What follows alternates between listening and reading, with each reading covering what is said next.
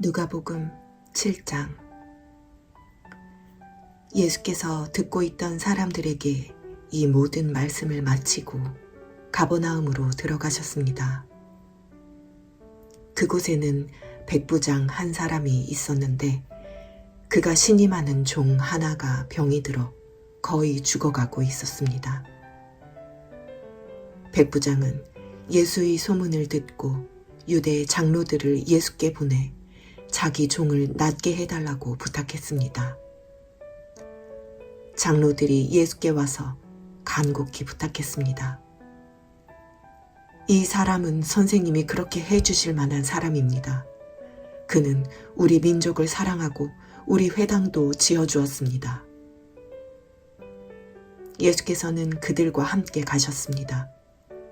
예수께서 그 집에서 멀지 않은 곳에 이르렀을 때 백부장은 친구들을 보내 예수께 이렇게 아뢰도록 했습니다. 주여, 더 수고하실 필요가 없습니다. 저는 주를 제 집에 모실 자격이 없습니다. 그래서 제가 직접 주께 나아갈 엄두도 못 냈습니다. 그저 말씀만 하십시오. 그러면 제 하인이 나을 것입니다. 저도 상관 아래 있으면서 제 아래에도 부하들이 있는 사람입니다. 제가 부하에게 가라 하면 가고 오라 하면 오며 하인에게 이것을 하라 하면 합니다. 예수께서 이 말을 듣고 백부장을 놀랍게 여겨 돌아서서 따라오던 사람들에게 말씀하셨습니다. 내가 너희에게 말한다. 이스라엘에서도 이렇게 큰 믿음을 본 적이 없다.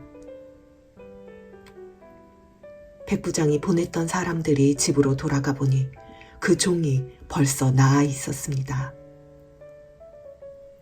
그 후에 예수께서는 곧 나인이라는 마을로 가셨습니다. 제자들과 많은 무리가 예수를 따라갔습니다. 예수께서 성문 가까이에 이르셨을 때 사람들이 죽은 사람 한 명을 메고 나오고 있었습니다. 죽은 사람은 한 과부의 외아들이었습니다. 그리고 많은 마을 사람들이 그 여인과 함께 상여를 따라오고 있었습니다. 주께서 그 여인을 보고 불쌍히 여기며 말씀하셨습니다. 울지 마라.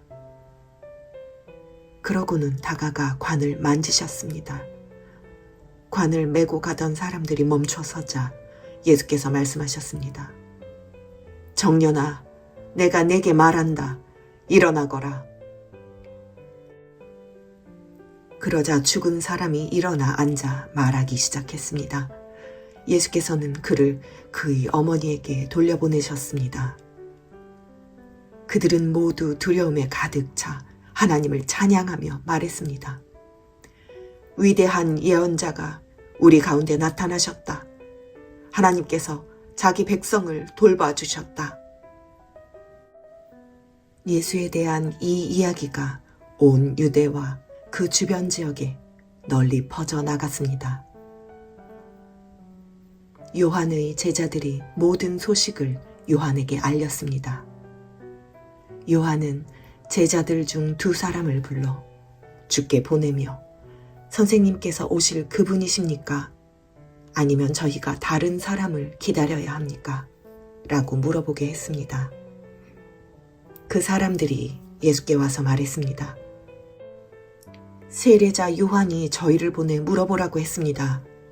선생님께서 오실 그분이십니까?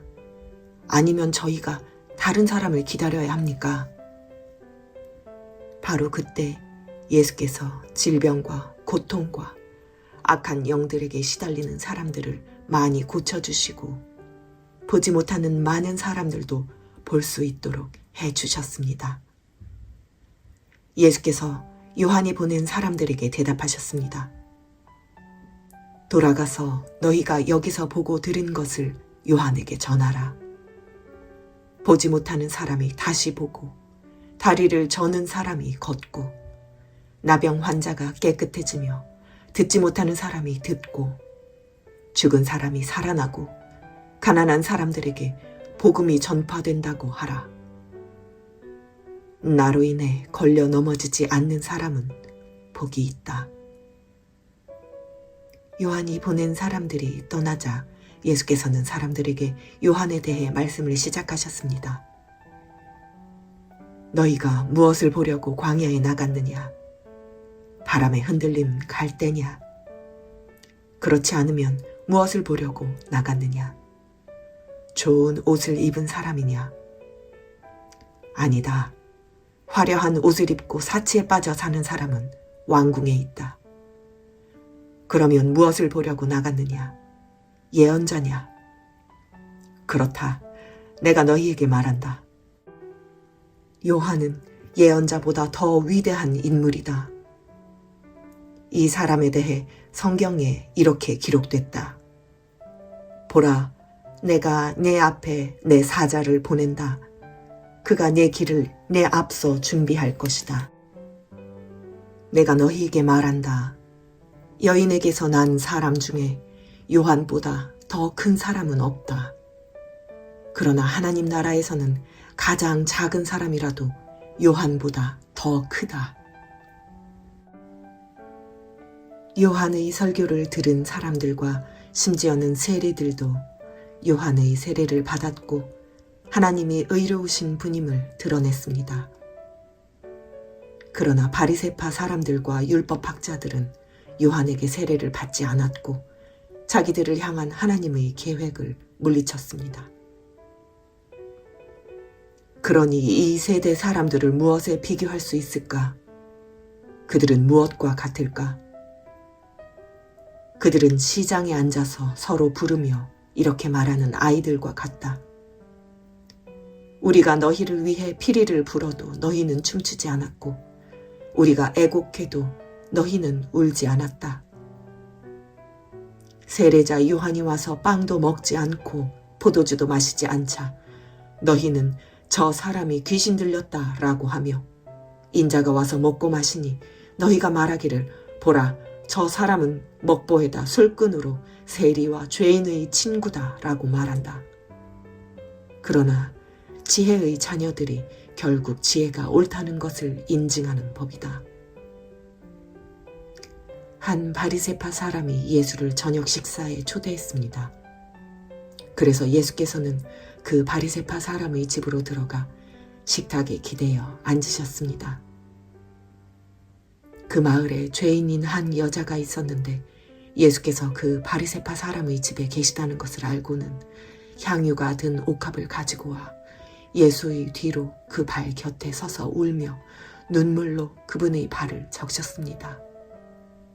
그리고 자신의 머리카락으로 발을 닦고 그 발에 자신의 입을 맞추며 향유를 부었습니다.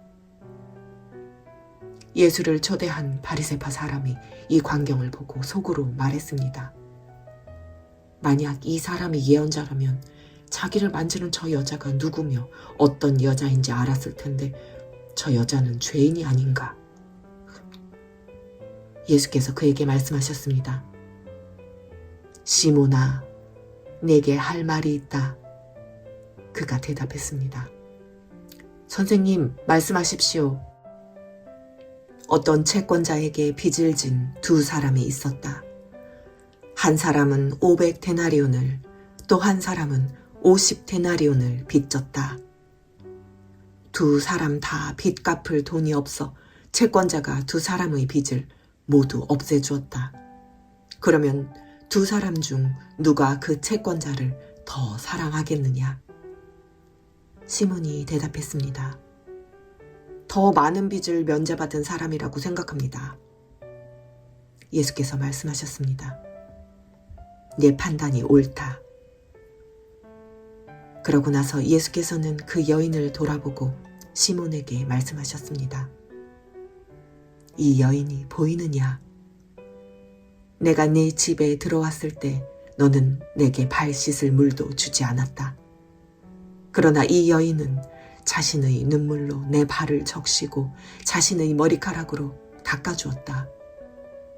너는 내게 입 맞추지 않았지만 이 여인은 내가 들어왔을 때부터 계속 내 발에 입 맞추고 있다.